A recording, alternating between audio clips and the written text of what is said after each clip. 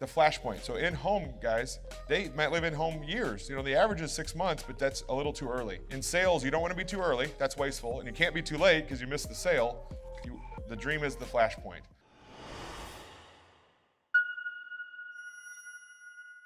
There's not a list of daughter Judys to go out and buy. They're fragmented. They're all over the place.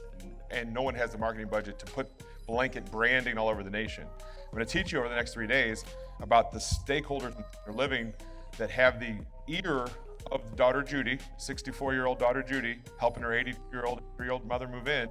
When you have referrals from them to you, you can do no wrong. When handled correctly. That's why you're here. That's exactly right. So that's why you go after that person. I deal more with daughter Judy than I do the senior, because they're finally stepping in. And so in healthcare, who here does direct mail? I hope all of you. If you're in real estate, if you do direct mail, right? You do direct mail. Does this sound familiar? Over the age of 65, has lived in the house at least 20 years and has equity. Well, why do you mail to that list? Maybe. It's the attempt to try to, when they're ready for them to call you, it's a spray and pray method. And it only works if you never turn it off, right? What I'm going to teach you is they've raised their hand and said, we have to sell now. A doctor told me. You see the difference there? The flashpoint. So in-home guys, they might live in-home years. The average is 6 months, but that's a little too early. In sales, you don't want to be too early. That's wasteful. And you can't be too late because you missed the sale. The dream is the flashpoint. And how marketing is done today it's why you're here, right? It's not great the way you're doing it.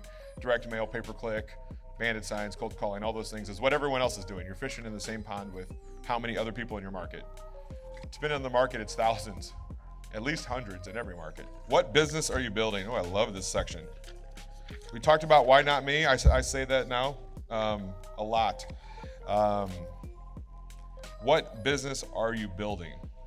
We all have the same amount of time in the day, and people always say, I want to do 100 houses a year, without knowing what it means to do 100 houses a year.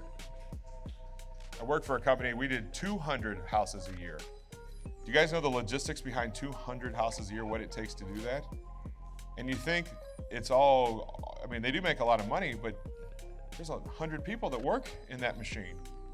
That's 100 egos, 100 opinions, 100 problems, right? I really want you guys to think about the life that you're building, and then we're going to build that business around that. I think a lot of people, I come from, you guys know Sean McCloskey, he had something called Life in Air years ago, and it was the idea of build the life you want and build the business around that, and no one does that.